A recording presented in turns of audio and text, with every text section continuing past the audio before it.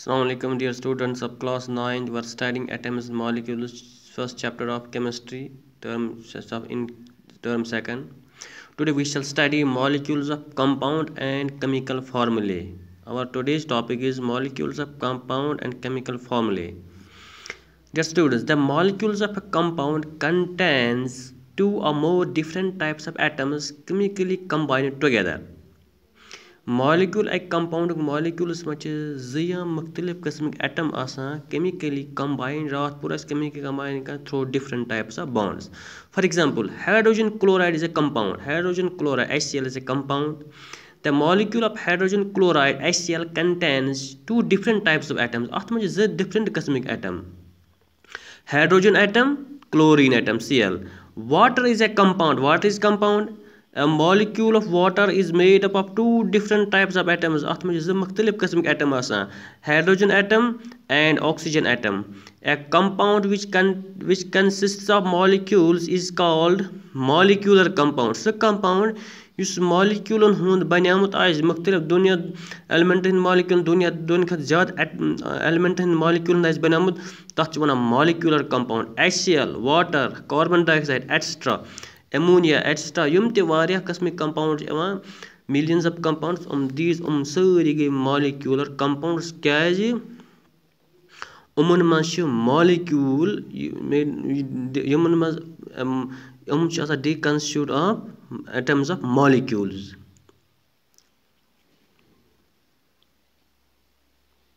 Consider molecules of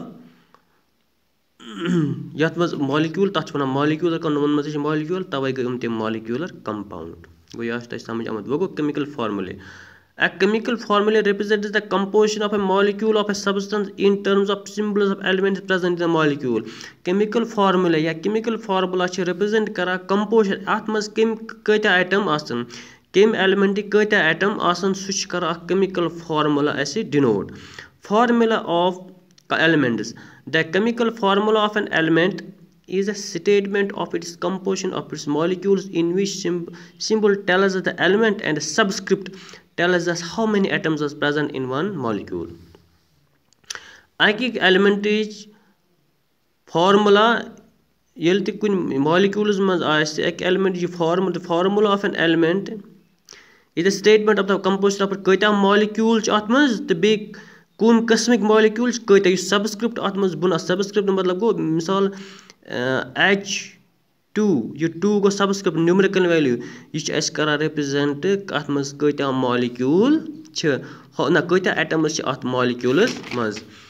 one molecule of hydrogen element contains two atoms. Hydrogen इत मज H2 अत मज ज एटम ऑफ हाइड्रोजन आसान together the formula of hydrogen molecule is H2.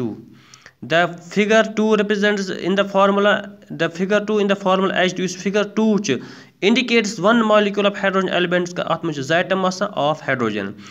2H इत पे 2 into H represents 2 atoms यम गए z atom अलग अलग ये गो वक molecule ये गो z atom and H2 चीज represent molecule ये अलग atom 2 atoms. इथे पे बेत वारिया form for example तो H2O याद मज गो ज हाइड्रोजन अख ऑक्सीजन सबस्क्रिप्ट क्या था ज हाइड्रोजन ये गो already one oxygen. Formula of compounds. The chemical formula of compounds is a statement of its composition in which the chemical symbols tells us elements are which elements are present and a subscript tells us how many atoms of each element are present in a molecule of compound.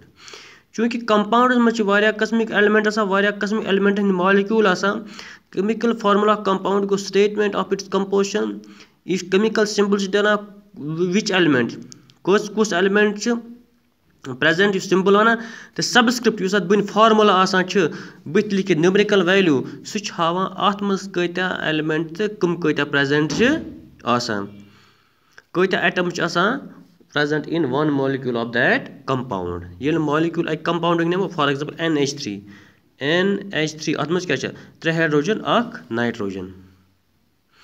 For example, water is a compound whose molecule contains 2 atoms of hydrogen. इमिक water compound H2O अत मज क्या अख molecule ज hydrogen अख oxygen x molecules मज आसान 2 atoms of hydrogen and 1 atom of oxygen.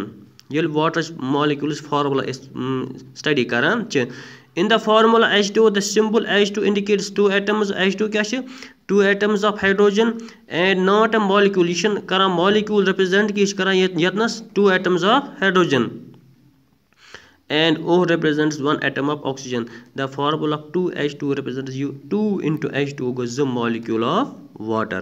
Go formula of compounds hawa as use admisha kaita element cha present kaita molecule cha tum kim qismik te kaita cha present. Ida put formula of element te hawa se taht mas kaita present cha asa kaita molecule cha present be kaita matlab kim qismik element present asa cha तो symbol one Kausa element तो subscript one कत element symbol one कुछ element subscript one कत element कत atom इथे पे compounds में same is the case with compound अत मज वन सिंबल क्या वन अत मज कत एटम कुछ एलिमेंट कत एटम सबस्क्रिप्ट कत एटम तमि कंपाउंडस मज कत एटम तमि molecule hope you have understood it